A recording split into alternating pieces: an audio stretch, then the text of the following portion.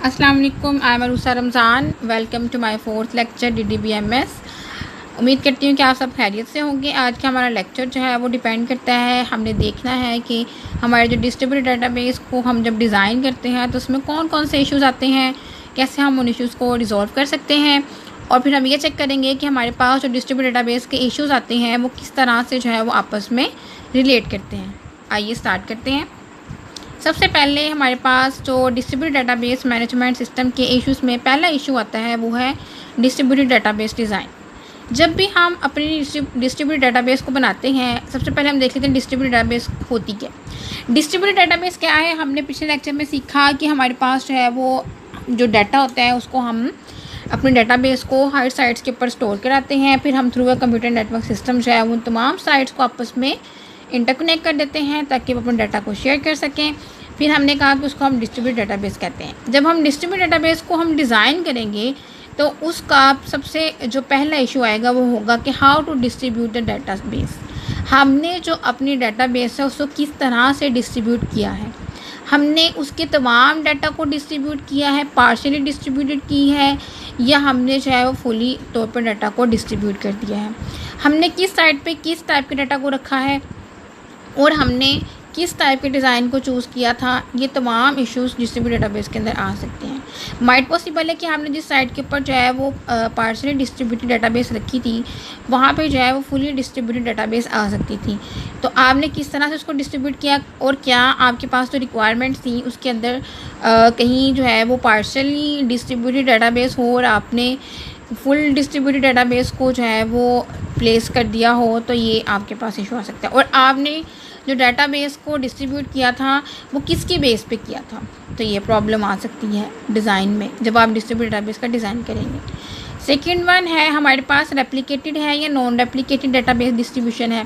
यानी आपने जो अपनी साइट्स के ऊपर डाटा को स्टोर कराया है उसमें क्या कोई डाटा जो है वो रेप्लिका की फॉर्म में मौजूद है।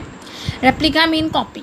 हम डिफरेंट डेटाबेसेस की जो कॉपी है उसको डिफरेंट साइट्स के ऊपर स्टोर करा देते हैं। अब हमने अपनी साइट्स के ऊपर डाटा को रेप्लिका की फॉर्म में रखा हुआ है या ओरिजिनल फॉर्म में जो सिर्फ अपनी साइट का डाटा है वही मौजूद है, या फिर हमने नॉन रेप्लिकेटेड रखा हुआ है। दोनों में से किस फॉर्म में डाटा को रखा है। तो सेकंड वन हमारे जो डिज़ाइनिंग का इशू है इसमें ये अब बात आ सकती है। थर्ड है का related problem in directory management. Directory management की प्रॉब्लम आ सकती है।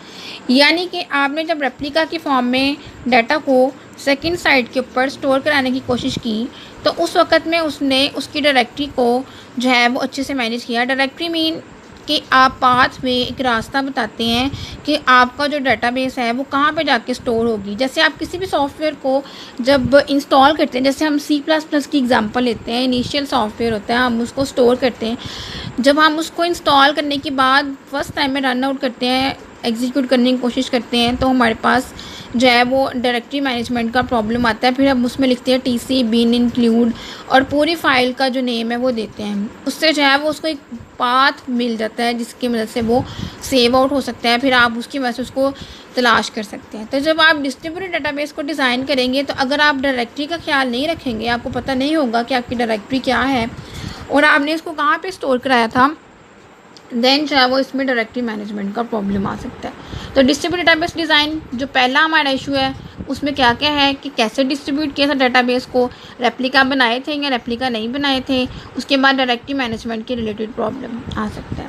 ठीक है, नेक्स्ट इशू है मेरे पास क्यूरी प्रोसेसिंग का। Convert user transaction to data manipulation instructions. User की जो ट्रांसैक्शन उसने की है उस कैसे डाटा को मैनिपुलेट करती है, उसकी इंस्ट्रक्शन को अकॉर्डिंग टू दिस करती है या नहीं करती है, दरम्यान में कोई प्रॉब्लम आ जाती है। नेक्स्ट है ऑप्टिमाइजेशन प्रॉब्लम। उसके बाद है minimum cost. Minimum cost is equal to transmission plus local processing. उसकी कॉस्ट को मिनिमाइज रखना है आपने, कॉस्ट ज़्यादा नहीं होनी चाहिए। डाटा की ट्रांसमिशन जो है उसको कंट्रोल करना है। साथ में जो लोकल प्रोसेसिंग है उसकी कॉस्ट को भी आपने मैनेज करना है कि वो मिनिमाइज फॉर्म में ही दे। ठीक है, नेक्स्ट है general formulation is NP hard. तो क्यूरी प्रोसेसिंग में हमारे पास 4 चीज़ें आ जाती हैं। नेक्स्ट है मेरे पास जो इशू वो है concurrency control. Concurrency control, concurrent का मतलब होता है कि 2 एट अ टाइम जो है वो आपके पास प्रोसेस जो है वो एग्जीक्यूट हो रही है। अब यहाँ पे मैं एग्जांपल ले लेती हूँ, जैसे मेरे पास डेटाबेसेस है, हम कंकरेंट सोर्सेज उसको दे रहे हैं, हमने उसको रेप्लिका की फॉर्म में स्टोर कराया है, और यूज़र किसी भी वक्त में किसी भी साइट से, रेप्लिका से या ओरिजिनल डाटा में से उसकी जो इन्फॉर्मेशन है उसको ले सकते हैं, यानी उसको आउटपुट चाहिए। तो कंकरेंसी में दो यूज़र एट अ टाइम एक जो है वो सिस्टम के ऊपर एक रेप्लिका से डाटा को ले सकें, तो उसको हमें मैनेज करना है। ठीक है, सबसे पहले synchronization of concurrent access, next है consistency and isolation of transactions effect, next है डेडलॉक मैनेजमेंट। सबसे पहले तो अगर यूज़र आपसे जो है वो कहता है कि आप जो है वो दो स्टूडेंट्स हैं और दोनों को जो है वो डाटाबेस का रिज़ल्ट चाहिए, दोनों यूज़र एंड पे मौजूद हैं, दोनों जो है वो अपनी क्यूरी लगाते हैं कि हम जो है वो अपना डाटाबेस का रिज़ल्ट चाहते हैं, तो अब दोनों को at a time he result मिलना चाहिए, हार्ड की फॉर्म में या वेटिंग की कंडीशन में नहीं जाना चाहिए। कंकरेंट फॉर्म में अगर रिज़ल्ट मिल रहा है, आपके पास आउटपुट आती है, तो इट्स मीन दैट कि आप उसको कंट्रोल कर सकें, अदरवाइज़ जो है वो इसका इशू। अब जब कंकरेंसी कंट्रोल नहीं हो रही होती, इसका मतलब ये है कि कहीं ना कहीं पे डेडलॉक आ गया। डेडलॉक मीन्स कि आपके पास हर साइड पे डाटा जो है वो जो मौजूद है वो आपका किसी न किसी नेटवर्क प्रॉब्लम की वजह से रुका हो। जैसे ट्रैफिक है, चारों साइड से जो है वो आपकी ट्रैफिक जो है वो आ जाती है, और उस वक़्त में जो है वो दरमियान में कोई सिग्नल मौजूद नहीं, तो हर तरफ से ट्रैफिक भी फंस जाती है। आपका हर जो सिस्टम है वो दूसरे सिस्टम का वेट कर रहा है, हर जो गाड़ी है, अगर ट्रैफिक की बात करें तो दूसरी गाड़ी की वेट करें, इसको कहते हैं डेडलॉक। ऐसे ही अगर आपका हर प्रोसेस जो है वो दूसरे प्रोसेस का वेट करे, दूसरा थर्ड वन का, थर्ड वन फोर्थ वन का, फोर्थ वन वाले का, और यूँ ही एक साइकिल चलता रहे, तो फिर डेडलॉक आ जाता है। आपको अपने डेडलॉक को मैनेजमेंट में लेके आना होगा, यानी उसके डेडलॉक को मैनेज करना होगा कि कभी भी डेडलॉक ना आए, और कंकरेंट फॉर्म में जो है वो आपके तमाम रिसोर्सेज पड़े हुए होने चाहिए, और ताकि आपके पास जो है वो जो रेप्लिका हमने बनाया है, फ़ायदा तो तभी है कि अगर हमारे पास कभी भी सिस्टम हार्ड फॉर्म में ना आ जाए, तो हमें सिस्टम को हार्ड फॉर्म में नहीं भेजना। हमारे से 10 स्टूडेंट डाटा पूछें, हमारे से 20 स्टूडेंट डाटा पूछें, हमें हर वक्त में जो है वो उसको आउटपुट देना, तो इसको कहेंगे कंकरेंसी कंट्रोल। ठीक है, उसके बाद है हमारे पास रिलायबिलिटी, यानी हमारे पास जो सिस्टम है वो किसी भी फॉर्म में कभी भी फेलियर कंडीशन में नहीं जाना चाहिए। कभी भी ऐसा नहीं होना चाहिए कि आपके पास जो डाटाबेस है वो यूँ हो कि आपका जो डाटा है वो लॉस हो गया, क्योंकि जो डिस्ट्रीब्यूटेड डाटाबेस है इसका तो काम ही है कि उस डाटा की रिलायबिलिटी को इंक्रीज़ करना है। जब डेडलॉक मैनेजमेंट आ गई, तो या फिर आपकी कंकरेंसी कंट्रोल नहीं होती है, आपके पास 2-3 जो इकट्ठी इनपुट्स आती हैं, तो आप उसको कंट्रोल नहीं कर सकते हैं, तो फिर ऑब्वियसली रिलायबिलिटी तो वर्कआउट नहीं कर रही है।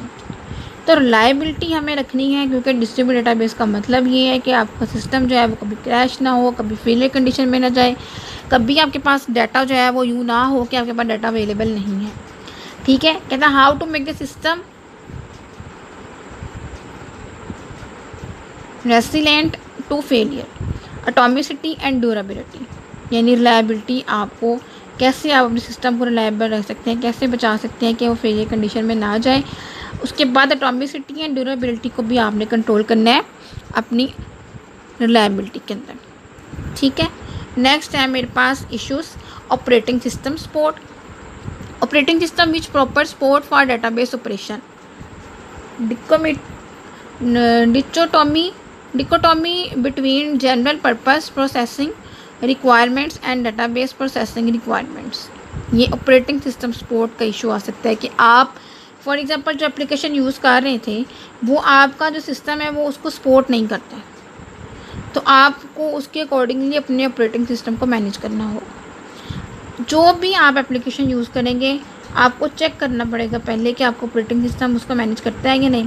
फिर आपको ये भी चेक आउट करना पड़ेगा कि आपने अगर डिफरेंट जो डाटा है, डाटा बेसिस हैं, उसकी रेप्लिका बनाए हैं, स्टोर कराया आपने उसको, तो वो जो रेप्लिका है क्या वो वाकई तमाम ऑपरेटिंग सिस्टम्स को सपोर्ट करते हैं या नहीं करते हैं। अगर तो आपके रेप्लिका जो है वो भी उस जो ऑपरेटिंग सिस्टम है जो आप यूज़ कर रहे थे उसको सपोर्ट करते हैं, तो इट्स मीन दैट के इशू नहीं आएगा। अदरवाइज़ इशू आएगा, फिर डाटा की प्रोसेसिंग जो है वो रुक जाएगी। तो आपका तो बेसिक पर्पस ये था कि डाटा की जो प्रोसेसिंग है वो स्टॉप डाउन नहीं करनी चाहिए।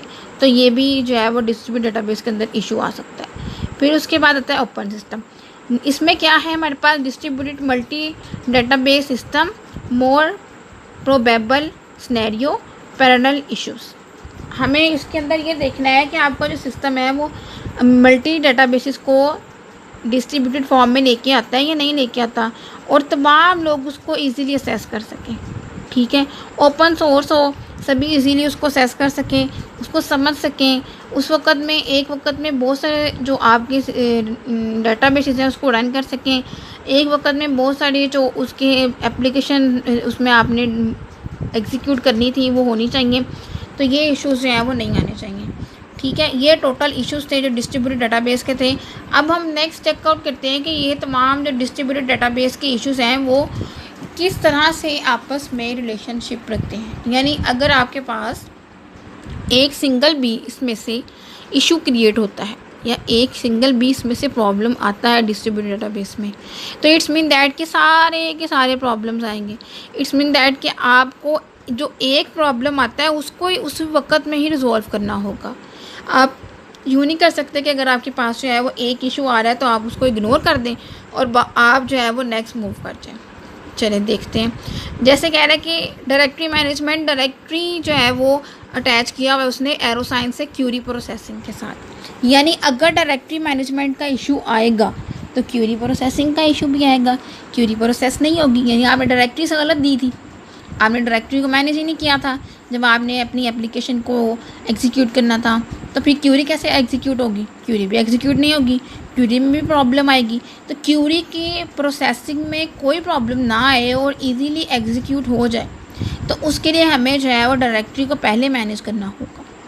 तो फिर ये इंटरलेट कर गया ना कि हमारे पास जो डायरेक्टरी मैनेजमेंट है वो डायरेक्टली इंटरलेट कर रहा है क्यूरी प्रोसेसिंग के साथ। अब अगर क्यूरी की प्रोसेसिंग नहीं होती है, क्यूरी एग्जीक्यूट नहीं होती है, तो कंकरेंसी कंट्रोल नहीं होगी, क्योंकि वो तो वहीं पे एग्जीक्यूशन के टाइम पे ही स्टॉप डाउन कर देगा। तो हमारे पास कंकरेंसी कंट्रोल नहीं होगी। नेक्स्ट देखिए हमारे पास डिस्ट्रीब्यूशन डिज़ाइन। डिस्ट्रीब्यूशन डिज़ाइन अगर आपने डिज़ाइन किस तरह से करना था, आपने अकॉर्डिंग टू रिक्वायरमेंट्स उसके डिज़ाइन जो है वो अच्छे से नहीं किया, आपको पता ही नहीं था कि रेप्लिकेटेड फॉर्म में है, नॉन रेप्लिकेटेड फॉर्म में, फुली डिस्ट्रीब्यूटेड है, पार्शियल डिस्ट्रीब्यूटेड है, तो फिर जब आपको इस बारे में नहीं पता होगा तो कंकरेंसी भी कंट्रोल नहीं होगी। और ये अटैच है डायरेक्टरी मैनेजमेंट के साथ भी। डायरेक्टरी मैनेजमेंट का इशू भी डिस्ट्रीब्यूटेड डेटाबेस की वजह से आ सकता है और कंकरेंसी कंट्रोल का भी आ सकता है। ऐसे डिस्ट्रीब्यूशन डिज़ाइन में अगर प्रॉब्लम है तो रिलायबिलिटी नहीं आएगी। रिलायबिलिटी क्यों नहीं आएगी? क्योंकि हमें तो ये पता ही नहीं है कि किस फॉर्म में हमने डेटाबेस को क्रिएट किया था, तो वो रिलायबिल कैसे होगी? रिलायबिलिटी नहीं होगी। जब रिलायबिलिटी नहीं होगी तो कंकरेंसी कंट्रोल नहीं होगा। जब कंकरेंसी कंट्रोल आप नहीं कर सकते हैं कि आप डिफरेंट जो आपकी एग्जीक्यूशन के लिए क्यूरी आ रही है उसको एग्जीक्यूट करके आप आउटपुट नहीं दे रहे हैं, हालांकि आपने रेप्लिकास भी बनाए हुए हैं, तो फिर आपको डेडलॉक मैनेजमेंट का सामना करना पड़ेगा। डेडलॉक को मैनेज करना होगा। ठीक है, डेडलॉक मैनेजमेंट तब भी आती है, तब भी डेडलॉक का प्रॉब्लम आना है जब हम कंकरेंसी को कंट्रोल नहीं कर सकेंगे।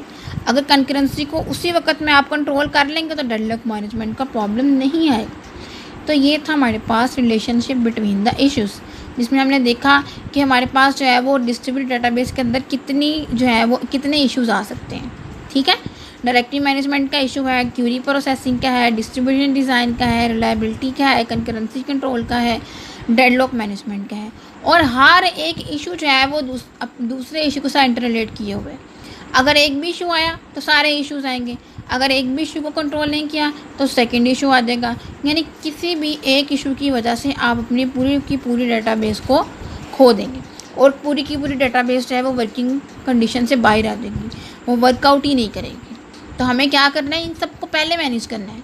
पहले ही हमने जब अपनी डिस्ट्रीब्यूटेड डेटाबेस डिज़ाइन करनी है तो सबसे पहले इसी को मैनेज करना है कि हमारे पास कोई भी डिस्ट्रीब्यूटेड डिज़ाइन का जब हम बनाएं उसको डिस्ट्रीब्यूटेड डिज़ाइन में लेके आएँ डेटाबेस को, तो हमारे पास कोई भी इशू नहीं आना चाहिए। होप सो कि आप सबको समझ आ गई होगी। ओके, अल्लाह हाफिज़, फ़ी अमानिल्लाह।